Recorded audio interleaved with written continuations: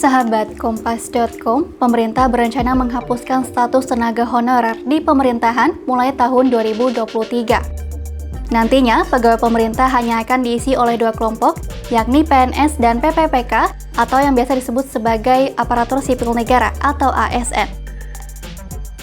Alasan pemerintah memberlakukan kebijakan ini antara lain karena rekrutmen tenaga honorer mengacaukan kebutuhan formasi ASN di instansi pemerintah. Menteri Pan-RB Cahyokumolo mengatakan rekrutmen yang dilakukan secara terus-menerus itu membuat permasalahan akan tenaga honorer menjadi tak berkesudahan. Tak hanya itu, rekrutmen tenaga honorer oleh pemerintah juga telah dilarang dalam PP Nomor 48 Tahun 2005.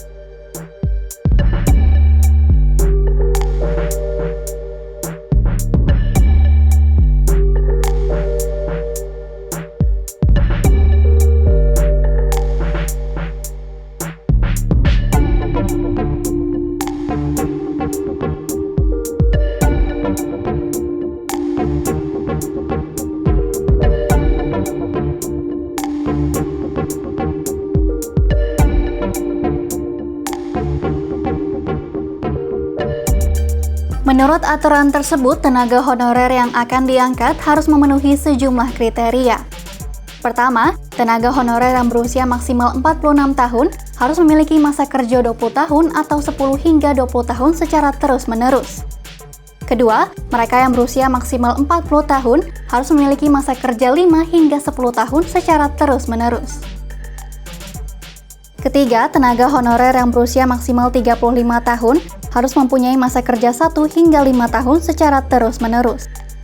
Namun demikian, pemerintah akan memprioritaskan pengangkatan bagi tenaga honorer dengan masa pengabdian paling lama.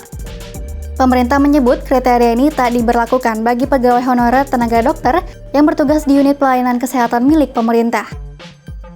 Selama mereka masih berusia di bawah 46 tahun dan bersedia ditugaskan di tempat terpencil minimal 5 tahun, ia akan diangkat menjadi CASN setelah lulus seleksi.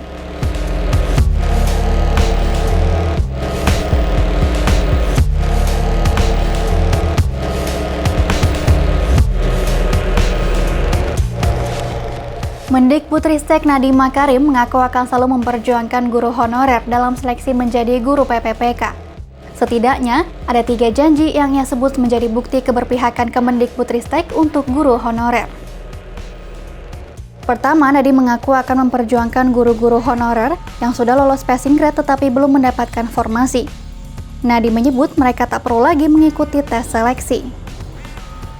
Bahwa posisi kami sangat jelas di sini. Kami berada di sisinya guru honorer yang merasa kami juga setuju dengan mereka bahwa guru honorer di sekolah induk yang lolos passing grade harus diprioritaskan untuk mendapat posisi itu dan juga tidak harus mengambil tes lagi. Kedua, Nadiem juga menyebut pemerintah akan memberikan kesempatan terbesar bagi guru honorer di sekolah negeri dalam hal seleksi PPPK. Namun, ia menegaskan hasil seleksi guru PPPK merupakan keputusan bersama di Panselnas, bukan hanya di tangan Kemendikbudristek. Ketiga, sebanyak 300.000 guru honorer yang menjadi guru PPPK mengalami peningkatan kesejahteraan. Nadiem menegaskan hal itu merupakan sebuah prestasi karena sudah lama pemerintah tidak mengangkat guru PPPK dengan jumlah sebanyak itu.